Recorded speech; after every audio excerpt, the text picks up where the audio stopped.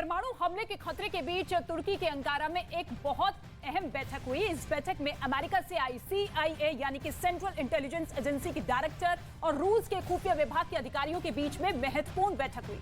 खबर यह है कि इस मीटिंग का मुद्दा था परमाणु युद्ध। इस बैठक के बाद अब तमाम तरह की अटकलें सामने आई हैं। तो अमेरिका के पुतिन के एक्शन पर नजर है। ये जो बैठक हो रही है, अमेरिका अब इस पर नजर बनाए हुए है।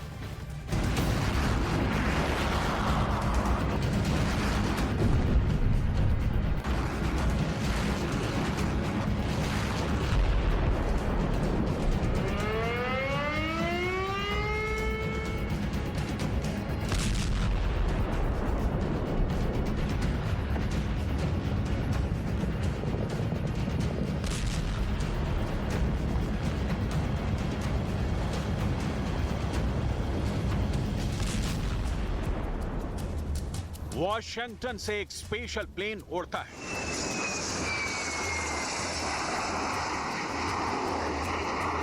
हवा में 8,700 किलोमीटर का सफर पूरा करके तुर्की के अंकारा में लैंड होता है। रूस की राजधानी मॉस्को से भी एक खास विमान हवा में उड़ा और 3,000 किलोमीटर की दूरी नापकर अंकारा में उतरा। वॉशिंगटन से आए विमान में CIA यानी सेंट्रल इंटेलिजेंस एजेंसी के डायरेक्टर विलियम बर्न्स सवार थे। वहीं मॉस्को से आए स्पेशल विमान में रूस के खुफिया विभाग के अधिकारी थे। तुर्की के अंकारा में एक सुपर स्पेशल और सीक्रेट मीटिंग हुई। मीटिंग का मुद्दा था परमाणु युद्ध।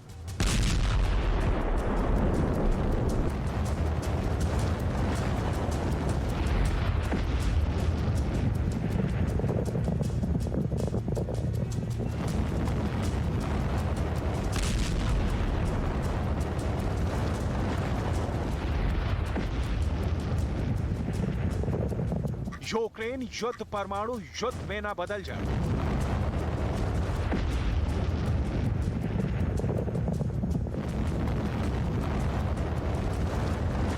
इसके लिए अमेरिका और रूस के सीक्रेट मीटिंग में किसकी मुलाकात हुई, क्या बात हुई, मीटिंग का क्या नतीजा निकला, इसे पूरी दुनिया जानना चाहती है।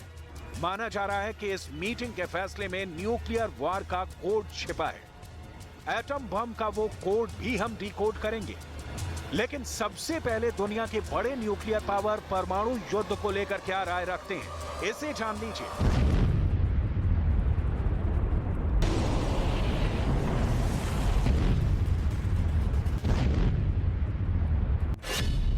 एटम बम के इस्तेमाल पर अमेरिका के प्रेसिडेंट बाइडेन की ना है। परमाणु बम के प्रयोग पर चीन के राष्ट्रपति शी जिनपिंग की भी ना है। ब्रिटेन के सुनक मानते हैं कि न्यूक्लियर वार छेड़ना दुनिया में मना है। लेकिन रूस के राष्ट्रपति पुतिन के ऑफिस में अभी न्यूक्लियर वार पर पीली बत्ती जली है।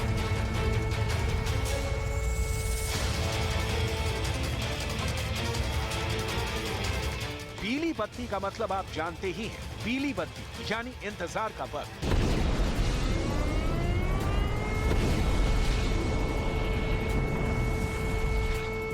क्रेमलिन में जल रही पीली बत्ती कब हरी बत्ती में बदल जाए, ये कोई नहीं जानता।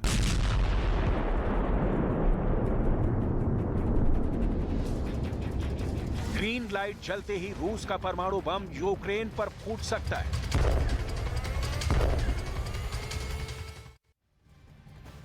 अब बात उन खतरनाक पलों की जब परमाणु युद्ध का खतरा टॉप लेवल पर पहुंच चुका है। एक मिसाइल हमले ने दुनिया की सुपर पावर के बीच युद्ध फिक्स कर दिया था।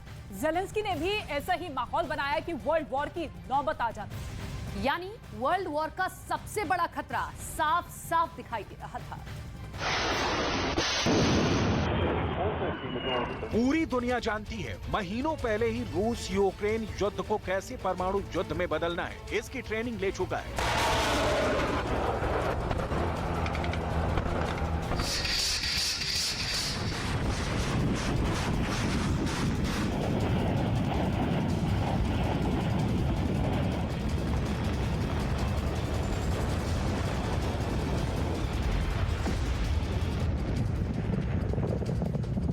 परमाणु युद्ध की नौबत आई तो कैसे न्यूक्लियर बॉम्बर से रूस यूक्रेन पर परमाणु बम गिराएगा, ये पूरी दुनिया देख चुकी है। रूस यूक्रेन को कैसे अपने न्यूक्लियर मिसाइल का निशाना बनाएगा, इसका ट्रेलर भी दुनिया को दिखा चुका है।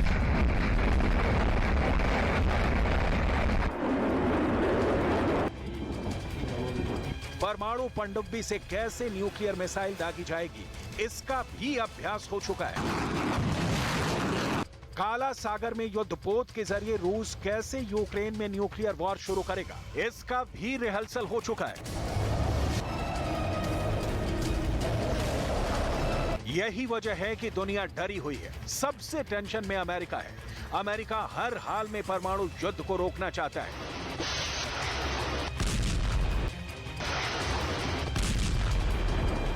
रूस के न्यूक्लियर अटैक की आशंका पर पूर्ण विराम लगाने की कोशिश में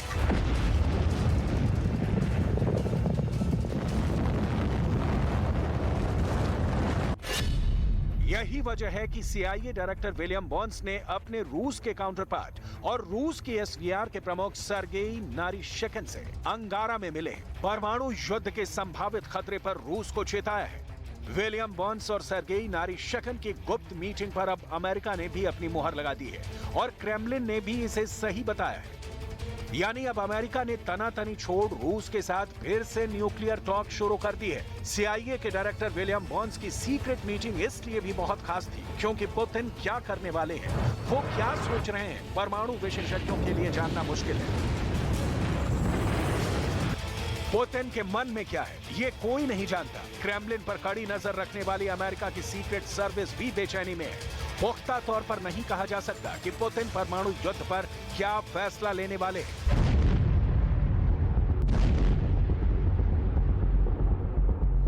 CBS न्यूज से बात करते हुए CIA के डायरेक्टर विलियम बर्न्स ने जोर देकर कहा है कि पुतिन की परमाणु बम वाली चेतावनी को नजरअंदाज नहीं किया जा सकता। यूक्रेन में पुतिन के परमाणु हथियार के इस्तेमाल के खतरे को गंभीरता से लेने की जरूरत है। हालांकि अभी तक इसका कोई व्यावहारिक सबूत नहीं है, लेकिन पश्चिमी दुनिया को चिंतित होना चाहिए।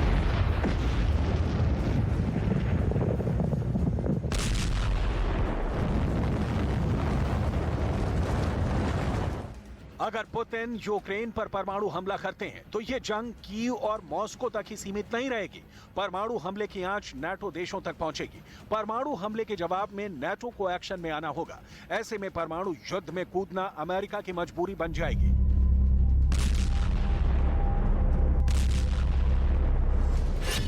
लेकिन गौर करने वाली बात यह है कि अंकारा में रूस के सर्गेई नारिशकिन से मिलकर विलियम बर्न्स सीधे यूक्रेन की राजधानी कीव पहुंच गए। कीव पहुंचकर CIA director William Burns Zelensky से मिले हैं। विलियम बर्न्स का पहले रूस के खुफिया एजेंसी के चीफ से मिलना, उनसे परमाणु युद्ध को लेकर बात करना और फिर ज़ेलेंस्की से मिलने कीव आना, उनसे बात करना, इसके कई मायने निकाले जा रहे हैं। उसमें एक मायना न्यूक्लियर वार से जुड़ा बताया जा रहा है।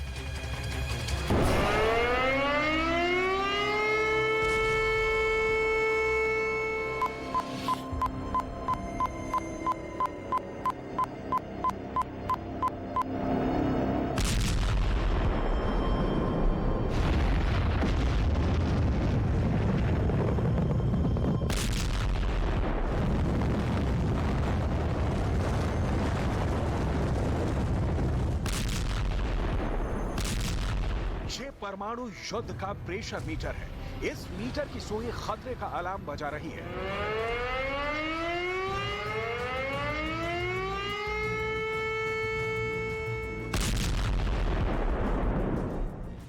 पुतिन के इस परमाणु युद्ध प्रेशर मीटर पर पूरी दुनिया की नजर है, क्योंकि ये प्रेशर मीटर यूक्रेन युद्ध के परमाणु युद्ध में बदलने का संकेत दे रहा है।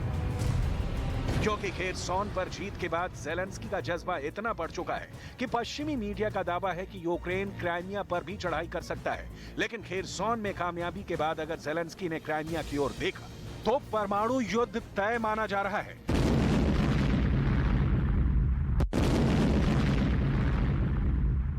तो दावा किया जा रहा है कि परमाणु खतरे की एक झलक उस वक्त मिल गई थी जब क्राइमिया ब्रिज पर विस्फोट हुआ था।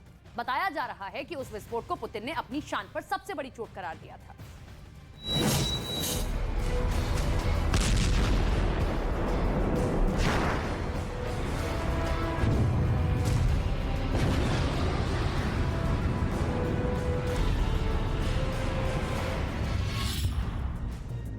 पश्चिमी मीडिया का दावा है कि अगर यूक्रेन ने क्राइमिया पर कूच किया तो परमाणु बम का बटन दबाने से नहीं हिचकेंगे।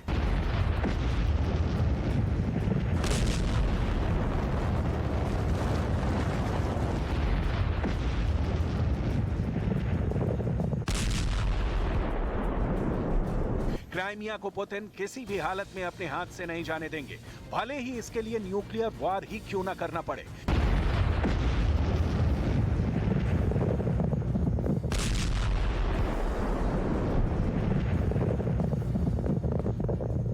क्राइमिया पुतिन के लिए बेहद अहम है। 2014 से ही क्राइमिया पुतिन के पास है। क्राइमिया में रूस ने कई एयरबेस और नेवल बेस बना रखे हैं। उसी के रास्ते से उनकी सेना को हथियार और दूसरी जरूरी चीजें पहुंचाई जाती हैं। और अगर इतने अहम क्राइमिया से हाथ धोने की नौबत आ जाए तो फिर एटम बम ही आखिरी विकल्प बच जाता है।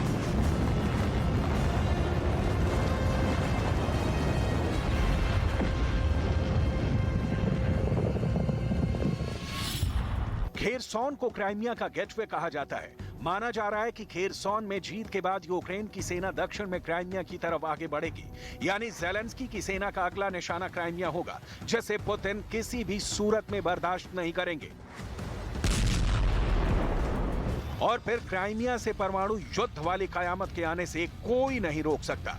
ऐसा क्यों कहा जा रहा है, इसकी एक झलक उस वक्त मिली थी जब क्राइमिया ब्रिज पर विस्फोट हुआ था। उस विस्फोट को पुतिन ने अपनी शान पर सबसे बड़ी चोट करार दिया था।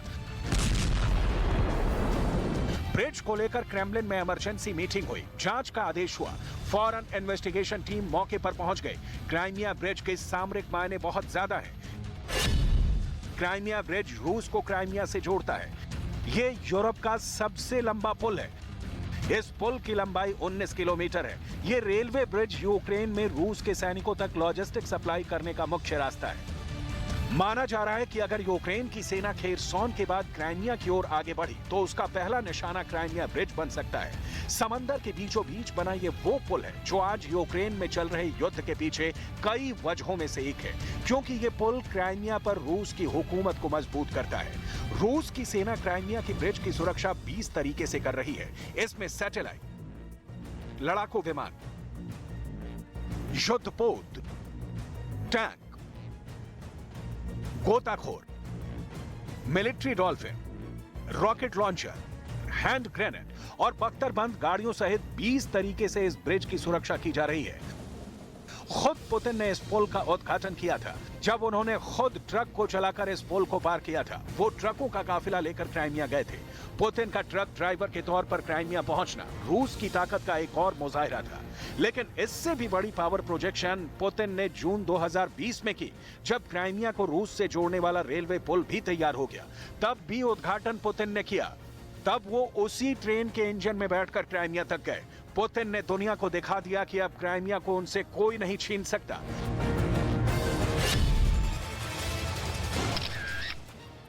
और इसके साथ ही दावा यह भी है कि पुतिन अपनी जिद पूरी करने के लिए किसी भी हद तक जा सकते हैं। वो यूक्रेन में तबाही मचाने के लिए छोटा परमाणु हमला करने से जरा से भी नहीं चूक सकते। इससे पहले भी क्राइमिया के कर्च ब्रिज पर हुए हमले के बाद पुतिन ने वहां ऐसा कहर बरपाया था कि पूरा यूक्रेन दहल उठा था।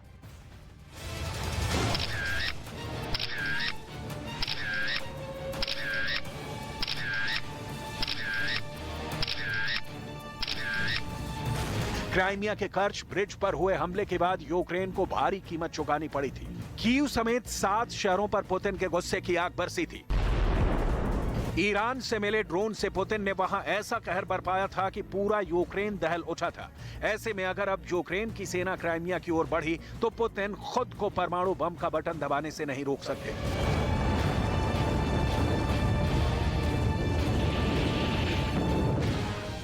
यूक्रेन के सांसद वोलोदिमीर आर्यू ने भी दावा किया कि पुतिन ने परमाणु हमला करने की पूरी तैयारी कर ली है। यानी अब जिस न्यूक्लियर वॉर की आशंका जताई जा रही थी वो भी किसी वक्त शुरू हो सकती है।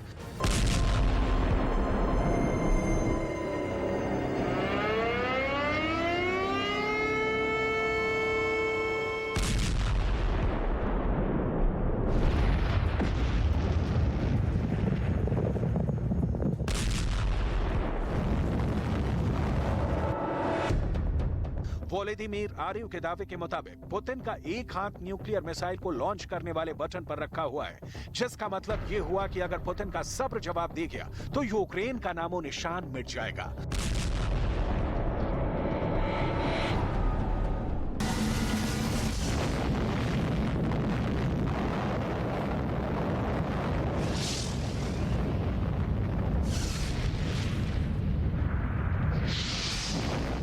यूक्रेन के सांसद वोलोदिमीर आर्यव ने दावा किया कि रूस तबाही का ट्रेलर दिखाने के लिए यूक्रेन पर एक छोटा न्यूक्लियर अटैक कर सकता है, क्योंकि अमेरिका समेत कई देश परमाणु हमले की चेतावनी को कोरी धमकी बता रहे हैं। आर्यव ने दावा किया कि पुतिन अपनी जिद पूरी करने के लिए किसी भी हद तक जा सकते हैं। वो यूक्रेन में तबाही मचाने के लिए छोटा परमाणु हमला करने से जरा भी नहीं कतराएंगे, जिसे रूस की सेना अपने टैक्टिकल न्यूक्लियर बम से अंजाम दे सकती है।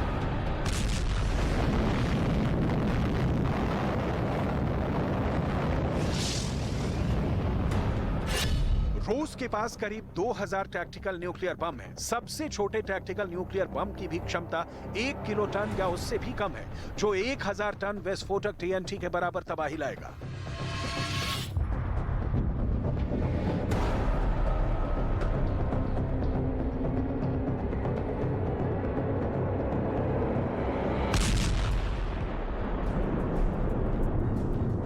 दावा किया जा रहा है कि रूस इसलिए भी टैक्टिकल न्यूक्लियर बम को फोड़ने का फैसला ले सकता है क्योंकि उनका यह कदम एक तरफ यूक्रेन की हिम्मत को तोड़ देगा, तो वहीं दूसरी तरफ अमेरिका तक भी सीधा और कड़ा संदेश पहुंच जाएगा।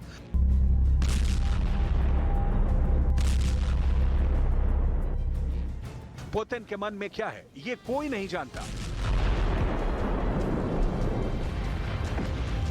क्रेमलिन पर कड़ी नजर रखने वाली अमेरिका की सीक्रेट सर्विस भी बेचैनी में है, क्योंकि पुख्ता तौर पर नहीं कहा जा सकता कि पुतिन परमाणु युद्ध पर क्या फैसला लेने वाले हैं।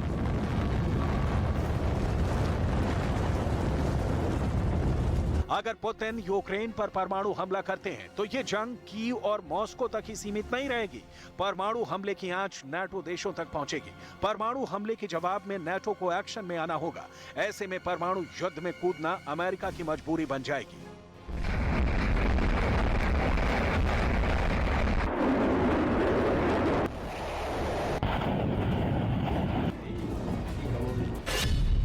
वो जंग दुनिया के दो सबसे बड़े न्यूक्लियर पावर के बीच होगी। दुनिया में 90% परमाणु हथियार रूस और अमेरिका के पास है। एक तरफ सबसे बड़ा और सबसे अधिक परमाणु बम वाला रूस होगा, तो दूसरी तरफ परमाणु युद्ध को अंजाम दे चुका अमेरिका होगा।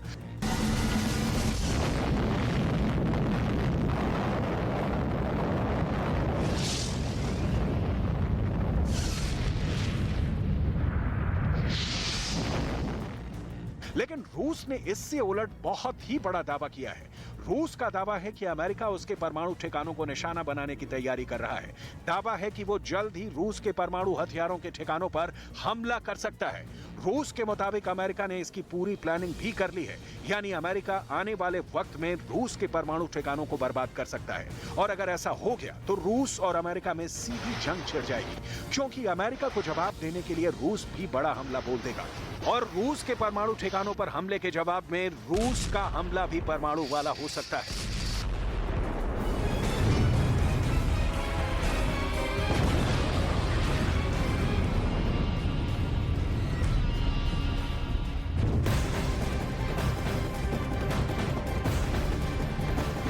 यूक्रेन से जारी युद्ध के बीच डोनेस्क में एक इमारत पर रॉकेट से हमला किया गया। रूस ने यूक्रेन के सैनिकों पर हमले का आरोप लगाया।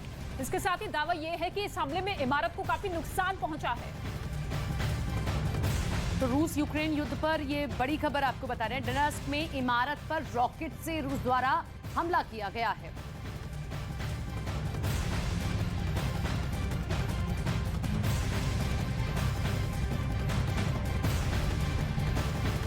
तो रूस यूक्रेन युद्ध से जुड़ी ये बड़ी खबर आप देख रहे हैं, जहां पर डोनेस्क पर रूस द्वारा ये हमला किया गया।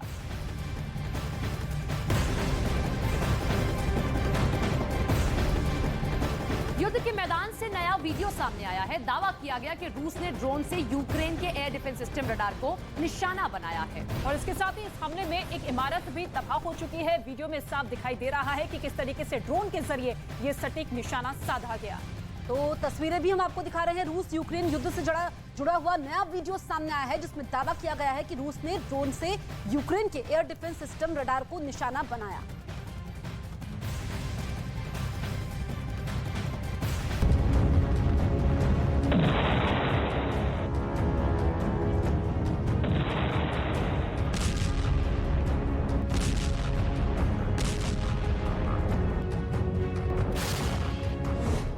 जंग खत्म नहीं करेगा रूस।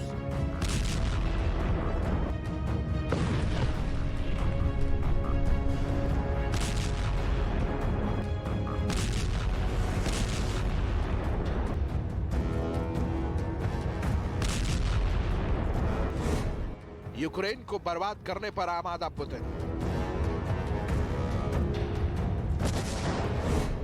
रूस ने तेज किया यूक्रेन पर हमला।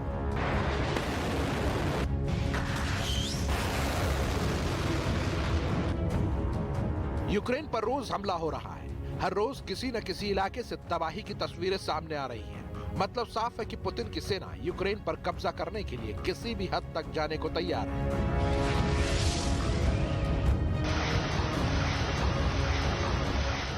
लेकिन जेलेंस्की की सेना से मिल रही करारी चुनौती से जंग खिंचता चला जा रहा है। तबाही बर्बादी का मंजर देखते ही देखते 9 महीने पार कर रहा है, लेकिन युद्ध खत्म होता नहीं दिख रहा है। अब तक हर मोर्चे पर यूक्रेन की सेना ने पुतिन की सेना पर जोरदार पलटवार किया, चाहे वो आमने सामने की जंग हो या एयर डिफेंस से हमला। लेकिन पुतिन की सेना ने अब यूक्रेन के एयर डिफेंस सिस्टम को निशाना बनाना शुरू कर दिया है। जंग के मैदान से ताजा तस्वीरें भी सामने आई हैं, जिसमें रूस के यूएवी यानी ड्रोन ने यूक्रेन के एयर डिफेंस सिस्टम के रडार को तबाह कर दिया।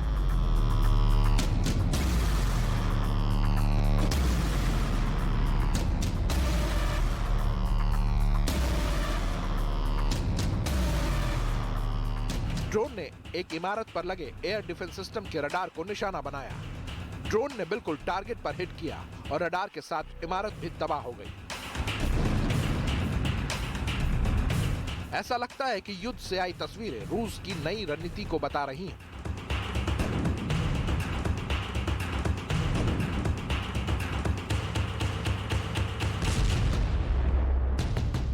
रूस अब यूक्रेन के एयर डिफेंस सिस्टम को तबाह करने में जुटा हुआ है, क्योंकि युद्ध के मोर्चे पर रूस की सेना को सबसे बड़ी चुनौती यूक्रेन के एयर डिफेंस सिस्टम से ही मिल रही है।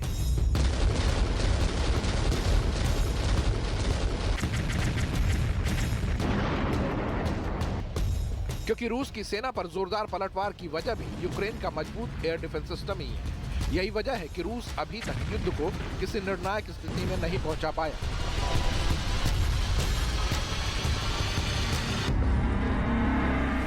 एक तरह से कहा जाए तो रूस अभी युद्ध हारा नहीं है तो जीत भी नहीं पाया है।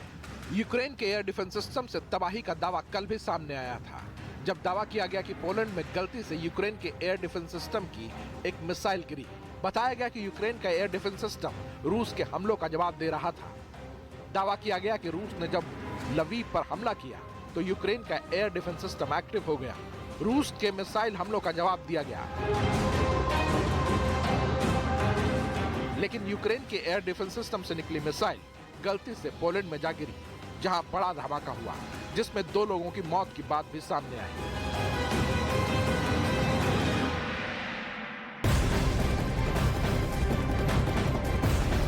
तो यूक्रेन पर रूस का हमला वाकई बहुत बड़ा है। यूक्रेन के कई शहरों का बुनियादी ढांचा इस हमले की वजह से तबाह हो गया है।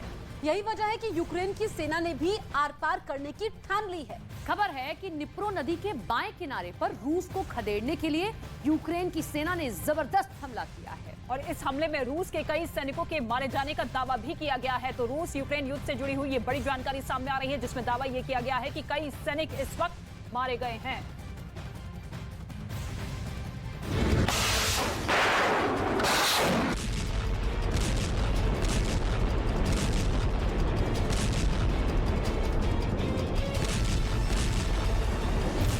रूस के हमले पर यूक्रेन का पलटवार।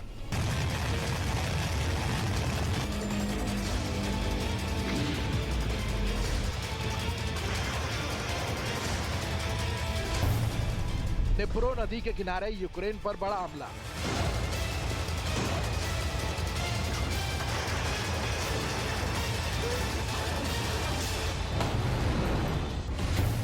के कई सैनिकों की मौत का दावा। यूक्रेन में चल रही युद्ध की ये घड़ी अब और भयानक रूप ले चुकी है। दावा किया जा रहा है कि वार पलटवार का ये दौर अब इस कदर खतरनाक रूप ले चुका है कि चुन चुन कर सैनिकों को टारगेट किया जा रहा है। अब खबर आ रही है कि किनबर्न स्पिट के नजदीक निप्रो नदी के बाएं किनारे पर यूक्रेन ने रूस के सैन्य ठिकानों पर जबरदस्त हमला किया। दावा किया जा रहा है कि इस दौरान 50 फायर मिशन को अंजाम दिया गया, जिसमें रूस के 17 सैनिकों के मार गिराने का दावा किया गया। इस दौरान 15 बख्तरबंद गाड़ियों को भी तबाह किया गया। इतना ही नहीं, 2 आर्टिलरी और ऑर्लेन 10 नाम के यूएवी को भी यूक्रेन की सेना ने मार गिराया।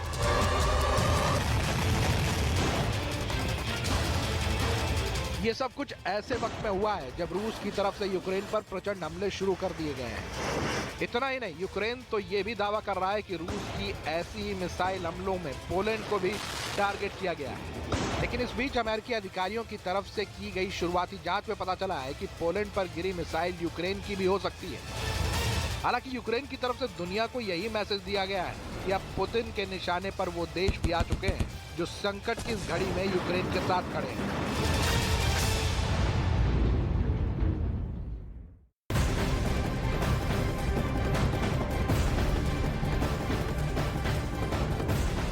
इस वक्त की बड़ी खबर आ रही है बिहार से, जहां बिहार सरकार के उद्योग मंत्री समीर कुमार महासेठ के आवास पर इनकम टैक्स की छापेमारी देखने को मिली है। कई ठिकाने पर इस वक्त ये छापेमार कार्रवाई चल रही है। मंत्री समीर महासेठ मधुबनी के रहने वाले हैं। तो ये बड़ी खबर आप देख रहे हैं बिहार से, जहां पर बिहार सरकार के उद्योग मंत्री समीर कुमार महासेठ के आवास पर इनकम टैक्स ने धावा बोल दिया। चंद्रमोहन हमारे साथ, हमारे सहयोगी जुड़ गए। चंद्रमोहन, क्या कुछ अपडेट मिल पा रहा है? टीम अभी भी अंदर है? बिल्कुल, देखिए आज सुबह 7 बजे से ही इनकम टैक्स की टीम समीर कुमार महासेठ के कई ठिकाने पर लगातार छापेमारी कर रही है, जिसमें उनका आवास, उनका ऑफिस और साथ ही इनके गांव में भी मधुबनी जिले में सर्च चल रहा है। और जो जानकारी मिली है उसके मुताबिक कई ऐसे अनियमितता है जो पाई गई है, जिसके बाद इनकम टैक्स की टीम आज सुबह से पहुंची है और लगातार अभी सर्च चल रहा है। जो जानकारी मिल रही है उसके मुताबिक ये जांच का दायरा और बढ़ सकता है और साफ तौर पर इनकम टैक्स के अधिकारियों का यह मानना है कि जो उनके घर से पेपर बरामद हुए हैं, यह साफ तौर पर दिखा रहा है कि कई तरह की अनियमितताएं सामने आ रही हैं और इसको लेकर जांच हो सकता है कि सुबह से शाम तक चले और अगर जरूरत पड़ी तो यह और टाइम भी बढ़ सकता है जांच का। चंद्रमोहन, ये भी जानना चाहेंगे कि मंत्री के आवास पर तो छापेमारी चल रही है, इनके करीबियों पर भी क्या शिकंजा कसा है? बिल्कुल, देखिए जो उनके घर से डॉक्यूमेंट मिले हैं उसके बाद हो सकता है कि इस जांच का दायरा और बढ़ा दिया जाए और साफ तौर पर इनकम टैक्स के अधिकारियों का मानना है कि जो इनके घर से दस्तावेज मिले हैं उसमें कई अनियमितताएं सामने आई हैं।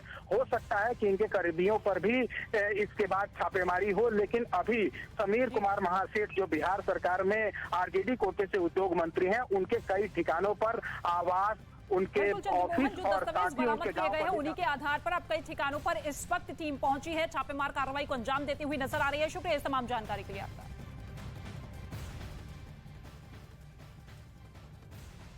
देखिए इंडिया स्टोर ऑफ न्यूजीलैंड 18 नवंबर से लाइव इन एक्सक्लूसिव से प्राइम वीडियो पर।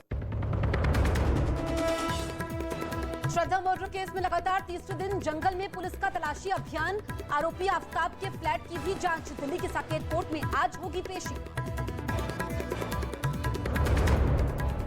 लखनऊ में निधि गुप्ता की हत्या के आरोपी सुफियान की तलाश तेज हुई। गिरफ्तारी के लिए पुलिस ने बनाई 9 टीमें। सुफियान पर निधि को छत से धक्का देकर हत्या का आरोप। दिल्ली के एसीबी दफ्तर पहुंचे मॉडल टाउन से आम आदमी पार्टी विधायक अखिलेश पति त्रिपाठी। कैश फॉर टिकट मामले में जारी हुआ था समन। मामले में विधायक के पीए समेत 3 लोगों की हो चुकी है गिरफ्तारी। बरेली में पूर्व बीजेपी विधायक राजेश मिश्रा का खुद पर जानलेवा हमले का आरोप। कहा घर में घुसकर बदमाशों ने की तोड़फोड़ और फायरिंग। पुलिस ने कई धाराओं में दर्ज किया केस।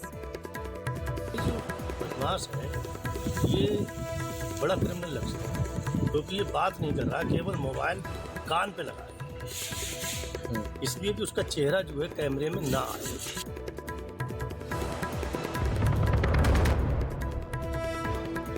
यूक्रेन जंग से आगे निकल जाएगी।